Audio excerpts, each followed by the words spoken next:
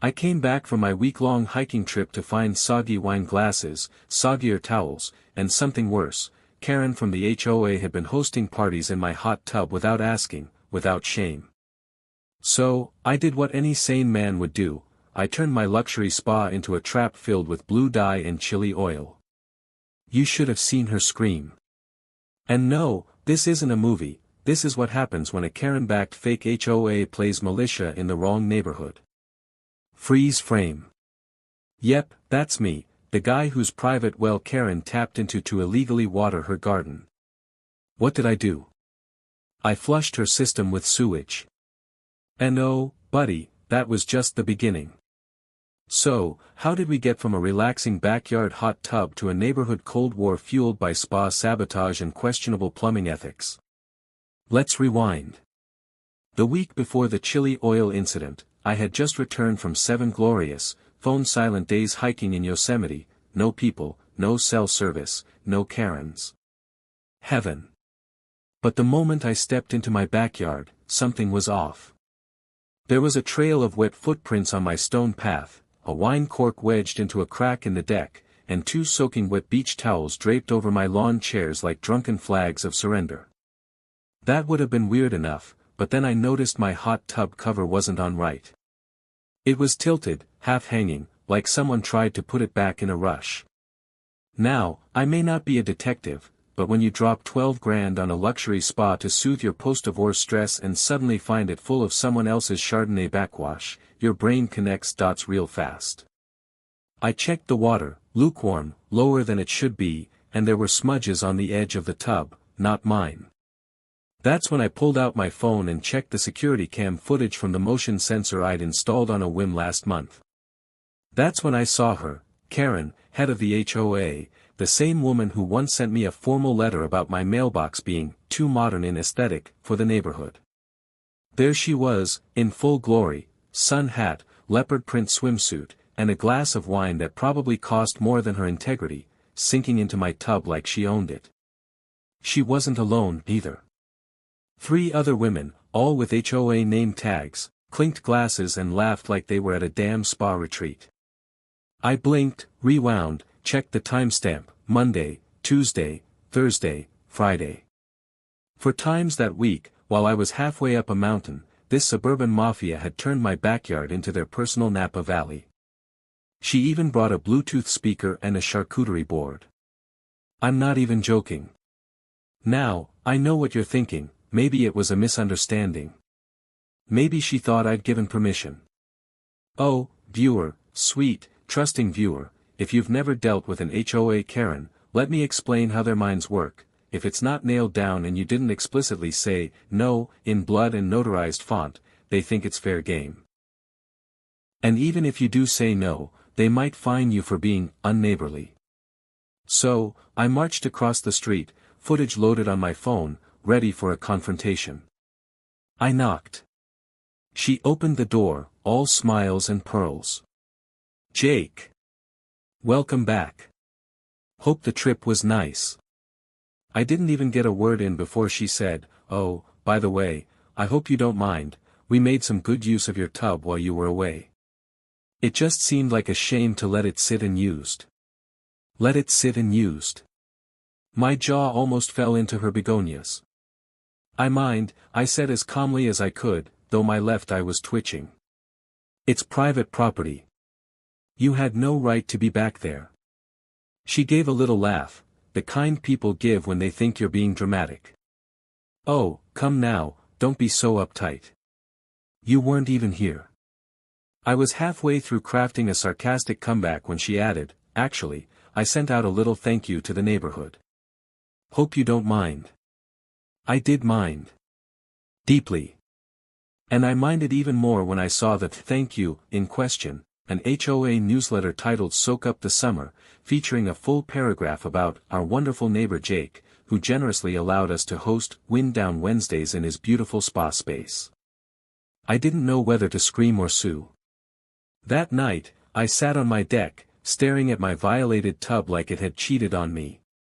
My jets felt betrayed. My chlorine felt soiled. And then it hit me, this wasn't about one tub. Karen had been doing stuff like this for months. She once tried to fine another neighbor for planting sunflowers that didn't match the neighborhood color palette. She sent a warning letter to an elderly couple for hanging wind chimes that might exceed noise ordinance levels. She wasn't just entitled, she was the neighborhood tyrant. The kicker: my house wasn't even under her HOA's jurisdiction. I was on the edge of the development, technically not part of the charter, which meant she had zero authority over me or my property. And that meant everything she'd done, from sneaking into my yard to publishing my name in an HOA document, was completely out of line. I decided to look into the HOA charter, and what I found made me laugh, then seethe. Karen had been bluffing authority over non-members for years. Most people just didn't question her, afraid she'd bury them in bureaucratic nonsense. But not me. Not anymore. See, I'm not just a guy with a hot tub. I'm a systems engineer. My job is literally to find creative solutions to complex problems under pressure. And Karen had just become a very satisfying problem to solve. The next morning, I put together a plan, one that would strike the perfect balance between legal compliance and delicious, untraceable pettiness. And it started with a quick trip to the pool supply store. There, I picked up a bottle of tracer dye, the kind that turns pool water bright blue if someone leaks it but is totally harmless and nearly impossible to wash off immediately.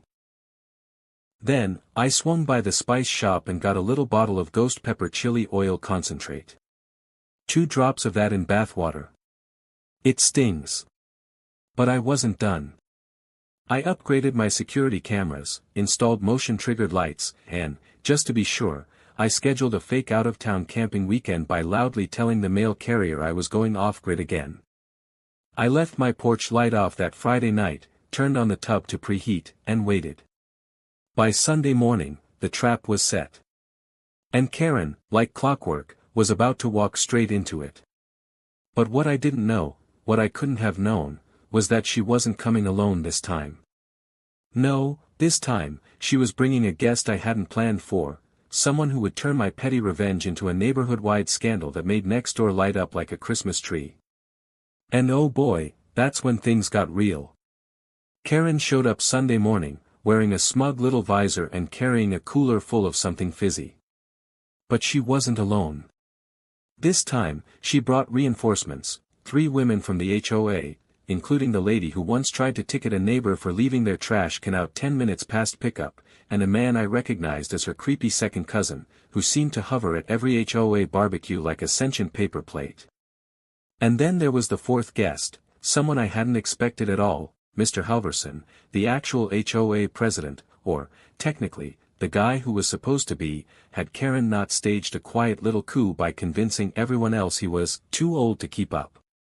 The fact that he was here, in his polo shirt and sandals, carrying a folding chair and a Tupperware of deviled eggs, told me this wasn't just another hot tub brunch.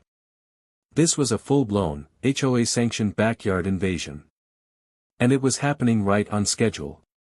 I watched from my upstairs window, camera rolling, as they all shuffled into my backyard through the side gate, no knock, no text, just a quick peek to make sure I wasn't home. Then, they lowered themselves into the warm, welcoming, sabotaged waters of my private spa. Karen was the first in, of course, Queen Bee. She lowered herself with a satisfied sigh, like Caesar climbing into his chariot. Her crew followed. Giggles erupted. Corks popped. Glasses clinked. I could hear Karen from the security audio feed, cheers to another beautiful HOA Sunday. And big thanks to Jake, our favorite off-the-grid nature boy, for making this possible. They had no idea what was coming.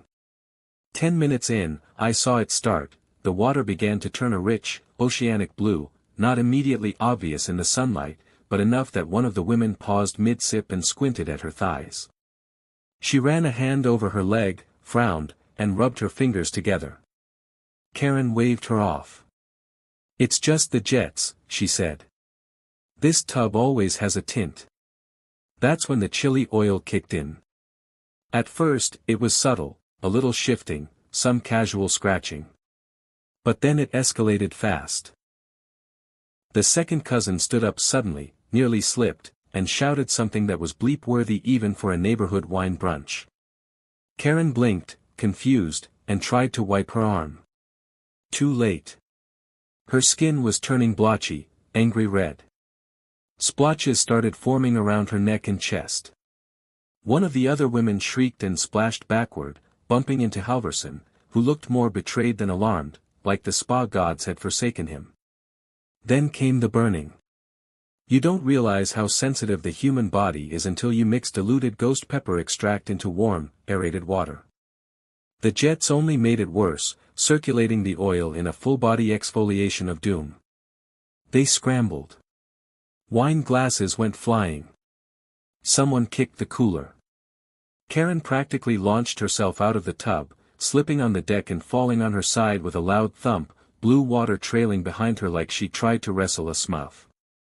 I waited 10 seconds. Then, I walked calmly outside with my phone in hand and the Ring camera live feed already synced. Karen was hunched over, dripping, scratching her arms furiously while yelling at Halverson to call someone. One of the women was dabbing at her eyes with a pool towel. The second cousin was crouched on the lawn, cursing in what I think was German. I cleared my throat. Karen looked up, soaked, furious, and the exact shade of neon regret I had hoped for. "What the hell did you do to your tub?" she barked. I smiled. "You mean the tub on my private property that you broke into without permission? That one? You poisoned it," she shrieked. "My skin is on fire." I raised an eyebrow. "Nope. It's pool-safe dye and food-grade chili oil. Totally non-lethal. But you might want to avoid mirrors for a few days, that blue tint lasts a while." She stood up, wobbling. "I'm calling the police." "Please do," I said, holding up my phone. "I've got 4 days of footage of you breaking and entering. I'd love to file a report. Also, while we're at it, we should probably talk about your little unauthorized HOA newsletter. Pretty sure impersonating a board decision to involve a non-member's property without consent is a legal gray area. But hey, I'm no lawyer." Halverson, still pink and steaming like a boiled ham, slowly turned to her. "Wait. You told us he agreed." Karen froze. I assumed he wouldn't mind," she stammered. "You used HOA funds for this?" he said flatly. Her eyes widened. "It was only snacks and a few newsletters." "You used my name," I said, stepping closer. "You used my property. And now you've bathed the HOA board in chili dye." That's when one of the other women, Linda, I think, said quietly, "I'm going to be blue for my granddaughter's baptism." And that's when the unraveling really began. Karen stormed off, trying to salvage her composure while dripping blue onto my deck. The others followed, muttering. Halverson lingered just long enough to apologize and mutter something about reviewing bylaws, then he shuffled after them, carrying his folding chair and the very sad, untouched deviled eggs. I spent the next hour replaying the footage from every angle. Then, I uploaded a highlight reel, Karen's grand entrance, her blue evolution, and the chaotic exodus, to a private link and sent it to a few trusted neighbors. One of them asked if they could post it to the neighborhood Facebook group. I shrugged. What could possibly go wrong? By Monday, the video had been shared 27 times. By Tuesday, it had hit next door. By Wednesday, someone turned it into a meme. My favorite was a screenshot of Karen mid-scream with the caption, "When the HOA says Bob but forgets the 'don't sit in the engineer's hot tub' clause." The fallout was swift and glorious. Karen tried to spin the narrative, claimed I had booby-trapped my own property in a targeted act of malice. She showed up at my door with a clipboard and a scowl, demanding I remove the footage and issue a public apology. I sipped my coffee and said, "Sure, right after you explain to the rest of the board why you've been watering your lawn with water from my private well." She blinked. Oh, yes. I hadn't forgotten. Months ago, I'd noticed a drop in water pressure and traced it to a suspicious hose running from a capped access point on the far side of my yard. Guess who'd quietly tapped into it under the cover of landscaping work? That's right, Karen. My well. Her garden. A very one-sided arrangement. She opened her mouth to protest, but I raised my phone. I have receipts, Karen. Water meter logs, video, an assigned work order from the contractor you hired. She stared at me, furious, blue still faintly tinting her ears, and whispered, "You'll regret this." I smiled. Not as much as you're about to. Because, see, flushing her fake little regime out of my hot tub was just phase 1. The well. That was phase 2. And phase 3. Well, let's just say it involved sewage, a redirected sprinkler system, and a very awkward garden party. But we'll get to that, because at this point, the war was on. And in a war against an HOA Karen, you don't bring just petty revenge. You bring plumbing. By the time the blue dye incident reached peak meme status, Karen had gone from feared HOA queen to neighborhood punchline, the kind of punchline that made people cough into their drinks at block parties and exchange smirks when she jogged by in long sleeves, still trying to scrub off the last hints of turquoise.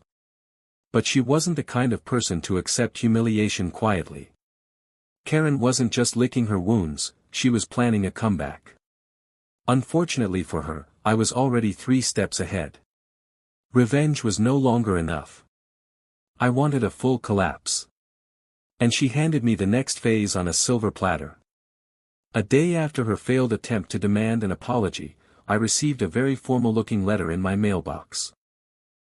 Not via email or HOA drop-off, no, this was hand-delivered, printed on faux parchment, and sealed with the HOA logo like some suburban royal decree. The letter claimed I was in violation of unsightly property modifications affecting the community aesthetic, citing my new security lights and motion cameras as a disruption to the visual harmony of the neighborhood. It ended with a proposed fine of $500 and a threat of escalating penalties. There was just one problem: I wasn't under HOA jurisdiction. She knew it. I knew it. The board knew it. But Karen was betting that if she wrapped her threats in enough official-looking jargon, I'd either meekly pay the fine or panic. Instead, I laughed so hard I nearly dropped my coffee. Then, I drove straight to Mr. Halverson's house. He answered the door in socks and a golf shirt, looking like he'd aged 10 years since the chili dye incident. I didn't waste time. I handed him the letter. He read it, frowned, and asked, "She sent this herself?"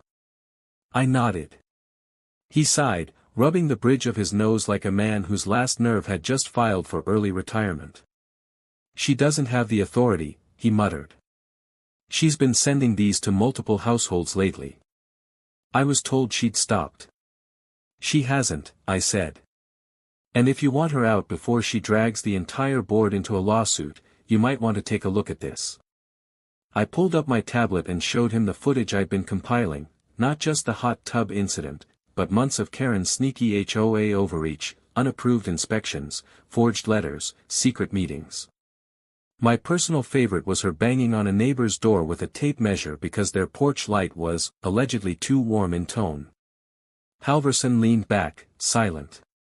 When I finished, he said, "Would you be willing to share that with the rest of the board?" "Gladly," I said. "Just let me know when." He called an emergency HOA board meeting that same week.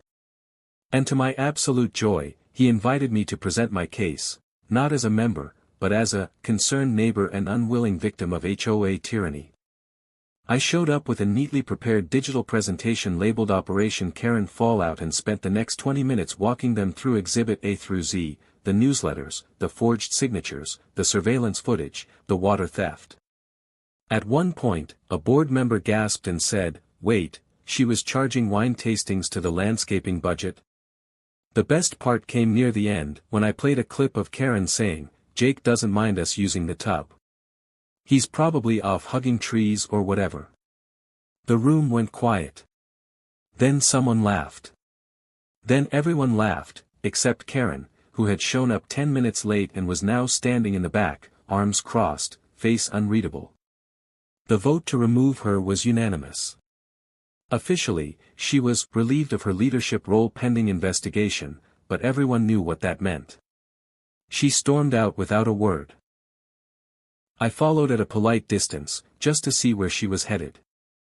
She stomped across the street toward her house, muttering under her breath. I stood there for a moment, half expecting her to turn around and unleash a final insult. Instead, she flipped me off and slammed her front door. By the next morning, it was public. The HOA sent out a notice informing residents of Karen's removal and a pending audit of board funds. Suddenly, people weren't afraid to talk. A neighbor down the street told me Karen once threatened to report their son's treehouse as an unpermitted structure. Another said she'd measured the height of their grass with a ruler.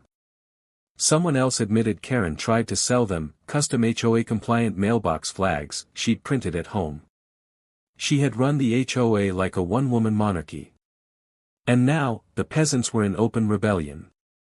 But just when it seemed like Karen was finally out of moves, she tried one last desperate play. She filed a petition with the county, requesting to expand the HOA boundaries to include my property.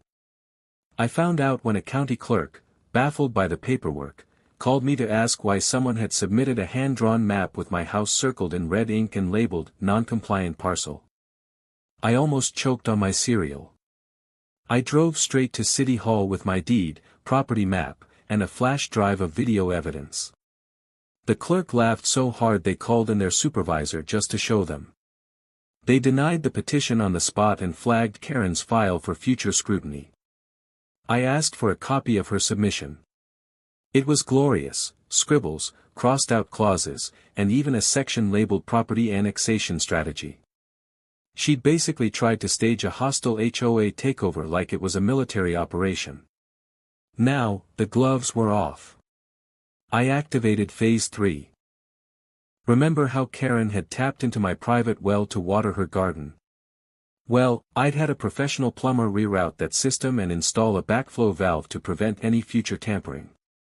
Then, I did one better. I had the wastewater from an old, unused greywater tank temporarily redirected into the line she'd illegally connected, just enough to flush it with a non-toxic but extremely unpleasant mix of sewage-laced runoff. It happened at 3:13 p.m. on a Tuesday. Karen turned on her sprinkler system and was promptly greeted with the smell of hot compost and despair. Her backyard turned into a horror movie. Brown mist sprayed across her hydrangeas. Her roses drooped like they'd given up on life. She ran outside in flip-flops, gagging, trying to yank the hose out of the ground. Too late. She called a plumber. Then she called the county. Then she called me. I didn't answer. Instead, I walked to my backyard, sat in my now pristine, properly sealed hot tub, and toasted the sky with a chilled drink. Peace had returned. But something told me Karen wasn't finished. Not yet. And I was right. Because 2 days later, I received an anonymous letter in my mailbox, no return address, just a single sentence typed in bold. You'll be sorry when the neighborhood hears what you did to the HOA funds. The war wasn't over. Karen had one last card to play. And if she thought I was going to fold, she had no idea who she was messing with. I read the anonymous letter 3 times, each time slower than the last. You'll be sorry when the neighborhood hears what you did to the HOA funds. That was rich, considering the only person in the neighborhood who'd ever played Monopoly with actual HOA money was Karen. But still, the timing was calculated. Just as the storm had quieted, she was trying to flip the script and paint herself as the victim. Classic move. This wasn't just desperation. It was her final Hail Mary. And it told me one very important thing: she wasn't out of ammo yet. She was just reloading. I knew Karen wasn't dumb. Delusional? Yes. Entitled beyond comprehension? Absolutely. But not dumb. She knew she couldn't fight me on property lines or legal standing. She'd already lost that battle in front of the board and the county. But character? Public image. That was still her battlefield. And now, she was coming for mine. The next morning, my neighbor Steve stopped me by the mailbox with a raised eyebrow. "Hey, man, weird question. Did you really bill the HOA for your spa repairs?" I blinked. "What?" He scratched the back of his neck. "Karen's been telling people you filed a reimbursement request for damages. Something about claiming emotional trauma and replacing the hot tub water with imported mineral spring gallons." I laughed out loud, loud enough that Steve took a step back. "No, Steve, I didn't charge the HOA for anything. I didn't even bill them for the chili oil, and that stuff's not cheap. But the damage was starting." Over the next few days, rumors trickled in from all corners, that I had exploited the chaos to get a landscaping upgrade, that I'd claimed my spa was emotionally violated and needed spiritual cleansing, that I was trying to sue the HOA for mental anguish. Karen had weaponized the one thing she still had left, gossip. So, I did what any reasonable person would do. I leaned in. I hosted a barbecue. But not just any barbecue, I called it the Jet Stream Jubilee, a light-hearted celebration of clean water, clear boundaries, and honest neighbors. I printed custom flyers with a cartoon hot tub on them, complete with a smiley face and a tiny floating sign that said private means private. I invited the whole street, HOA members and non-members alike. I even invited Halverson and Linda from the board. Hell, I even sent one to Karen, not because I expected her to show, but because I wanted her to know she wasn't invisible. She was just irrelevant now. The turnout was better than I could have hoped. People came with coolers, side dishes, even their own lawn chairs. Someone brought a karaoke machine. It turned into a full-on neighborhood bash. And throughout the night, I kept things casual. I didn't push the story. I didn't show the footage. I just let people ask. And when they did, I told the truth with a grin and a touch of sarcasm. No embellishment needed. Karen had given me all the material. By sundown, the narrative had fully flipped. I wasn't the guy who went too far. I was the guy who stood up to a petty tyrant and got creative about it, the guy who protected his property, his peace, and made sure the rest of the neighborhood could breathe again. People shared their own Karen stories with me, things I'd never heard. One guy confessed that she once left a warning note on his windshield for parking at an angle suggestive of disorder.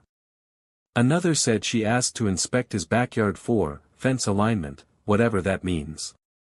By the end of the night, several neighbors had already floated the idea of nominating me to the board. I declined with a smile. "I'm more of a backseat sabotage kind of guy," I said. But even as the party died down and the last sparks of the fire pit faded, I had a nagging sense that Karen hadn't played her final card. And sure enough, it came the next morning, not in the form of another letter, but in something far worse, a visit from a city compliance officer. He showed up in a white truck, clipboard in hand, and asked to inspect my hot tub setup. Apparently, there had been a complaint filed anonymously about improper drainage systems, unauthorized exterior lighting, and suspected greywater misuse. It was a kitchen sink complaint. Someone had thrown every code violation they could think of into a single form and hoped something would stick. I smiled, welcomed him in, and showed him everything: proper permits, water hookups, camera documentation. I even brewed him a cup of coffee while he inspected the valve connections. The man was professional but clearly annoyed that his time was being wasted. At the end, he handed me a clean report and said, "If you ever find out who filed this, let them know false reports can come with real consequences." Oh, I knew. And I had just enough patience left to make sure those consequences would be loud. That weekend, I filed a formal harassment complaint with the city, attached all the anonymous notes, fake violations, and footage of Karen trespassing and tampering with water lines. I submitted a copy to the HOA board, the county records office, and, just for fun, the neighborhood Facebook group with the caption, "Update, the jets are clear, but apparently the sewage lives on." Reactions flooded in. People were furious on my behalf, not because of the prank itself, but because Karen couldn't just walk away. She couldn't lose with dignity. She had to scorch the earth on her way out. But by then, nobody was following her lead. She'd lost her power, her audience, and, as I later found out from Linda, even her voting rights within the HOA. Her membership had been suspended pending ethics review. And the final twist? Remember that tap into my well she'd rigged to water her prize roses? Well, after I shut that down and flushed the line, her garden started to dry up, slowly, quietly, just enough that her once perfect flower beds turned patchy and wilted. The same week, her sprinkler system was deemed contaminated and flagged for costly repairs. Her front lawn, most improved from a local gardening group, the award came with a plastic gnome and a gift card to a home improvement store. She was not amused. She doesn't speak to anyone now. Walks with her head down. Still wears long sleeves. I hear she's been trying to sell the house, but word travels fast in a neighborhood like ours. Nobody wants to buy the former home of the chilly-dyed HOA dictator who tried to annex her neighbor's property and ended up with sewage in her hydrangeas. As for me, I still soak in my hot tub every Sunday, just like before. Only now, I've got a tiny floating sign that says Jets Only, Karen's Not Welcome, and a rubber duck painted blue with a tiny crown. I call him Duke of Dye. Peace, as it turns out, doesn't always come from keeping quiet or turning the other cheek. Sometimes, it comes from cameras, chlorine, chili oil, and a very well-timed party invitation. And as I sit back, cold drink in hand, jets bubbling at my feet, I raise a toast to suburban justice. Because when a fake HOA declares war on the wrong neighbor, all bets are off. Weeks passed. The neighborhood buzzed with the aftermath of Operation Karen fallout. The HOA board, now free of her reign, issued formal apologies to every resident she'd harassed. They even revoked several of her absurd fines, including the infamous $75 penalty for excessive sunflower joy, levied against the retired couple down the street. But Karen? She festered. I'd catch glimpses of her through my upgraded security cameras. Lurking near my trash cans, probably checking for violations, glaring at my perfectly legal porch light, or muttering to her phone in the driveway. The blue tint had faded, but her reputation hadn't. Then came the flyers. One morning, I stepped outside to find my mailbox stuffed with neon pink pamphlets titled, The Truth About Your Friendly Neighbor Jake. Inside was a masterpiece of Karen logic. Booby-trapping private property is a crime. Ignoring the trespassing part. Who really poisoned the HOA's goodwill? With a blurry photo of my hot tub doctor to look like a chemical spill. Demand accountability. Sign the petition to expel this menace. No signatures, just a sad little blank line. I snorted. She'd even misspelled menace as menace. Classic. But the real kicker? A handwritten postscript, P.S. His well water stunt gave me a rash. Medical bills attached. Attached. She'd paperclipped a fake invoice for $2,800, emotional distress and dermatological trauma. Didn't confront her. Instead, I documented everything, scanned the flyers, recorded her lurking on camera, even kept the invoice as a souvenir. Called Halverson, not to tattle, but to ask, hey, does the HOA have a policy on libelous flyers? His sigh could have powered a wind turbine. Hosted another barbecue, this time, with a Karen's Greatest Hits slideshow playing on a loop in the background. Neighbors brought popcorn. The final straw came when Karen, desperate for allies, tried to rally the neighborhood against my unsafe hot tub. She claimed the chili oil had permanently sensitized her skin to sunlight and demanded I pay for her therapeutic parasols. That's when Linda, sweet, quiet Linda from the board, snapped.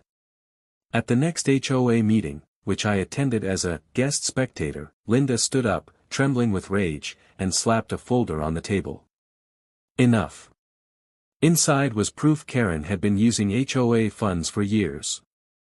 $1,200 for landscaping, her rose garden. $450 for community morale, wine for her hot tub parties. $85 for a violation citation stamp, custom-made with a frowning emoji. The room erupted. Karen turned purple. Halverson looked ready to retire to a monastery. The board voted to sue Karen for embezzlement. Ban her from HOA events, including the annual pool party, for safety reasons, Linda deadpanned. Install a plaque by my hot tub, here stood Karen. Then she stood in chili oil. The end. Okay, not really. But a guy can dream. Karen listed her house the next week. The realtor's description was chef's kiss, charming home. Vibrant neighborhood. Note, HOA disputes not seller's responsibility. Today, my hot tub is a neighborhood landmark. Kids dare each other to touch the cursed jets. The mailman calls it the Karen killer. And every Sunday, I float Duke of Dye beside me, sipping a margarita, watching the sunset. Because sometimes, the best revenge isn't just winning, it's making sure everyone knows you won.